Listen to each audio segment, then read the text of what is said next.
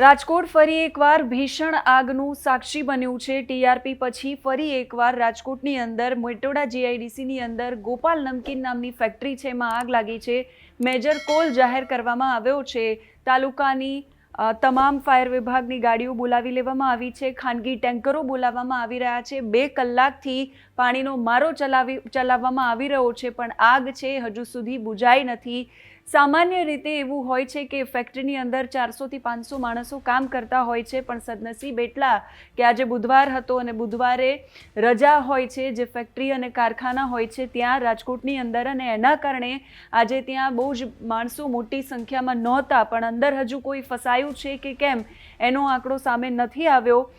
પુઠ્ઠા અને જે તેલ છે એ ફેક્ટરીમાં સૌથી વધારે પ્રમાણમાં વપરાય છે અને એના કારણે આગ છે વધારે ફેલાઈ છે।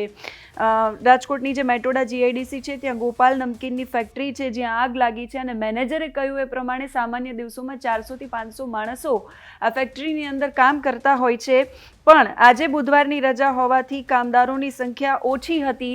હવે કેટલા કામદારોની સંખ્યા હતી એનો આંકડો કોઈ સામે નથી આવ્યો, કોઈ ફસાયું છે કે કેમ એ પણ સામે નથી આવ્યું, પણ લોકોના ટોળા મોટી સંખ્યામાં ત્યાં એકત્ર થઈ ગયા છે અને આસપાસના તાલુકાઓમાંથી ફાયરની ટીમો બોલાવી લેવાઈ છે, રાજકોટની ટીમો બોલાવાઈ છે, ખાનગી જે ટેન્કરો છે પાણીના એ પણ બોલાવવામાં આવી રહ્યા છે। 5 માળનું આખું યુનિટ છે અને 5 માળની અંદર પ્રોડક્શન જ્યાં ચાલતું હતું ત્યાં આગ લાગવાની ઘટના બની છે।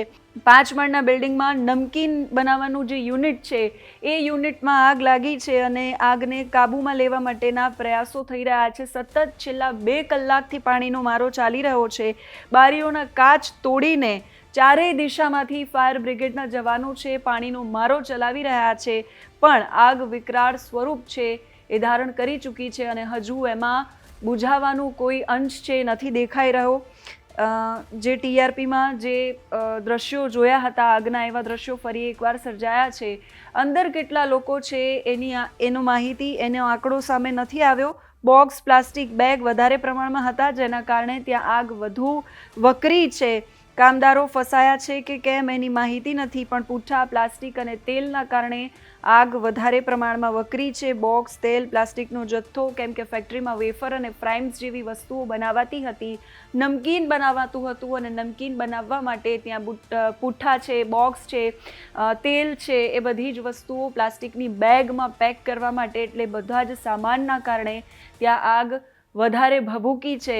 આ ઘટનાને લઈને જે પણ અપડેટ્સ આવશે સતત તમારા સુધી પહોંચાડતા રહીશું। અત્યારે આ વિડીયોમાં બસ આટલું જ।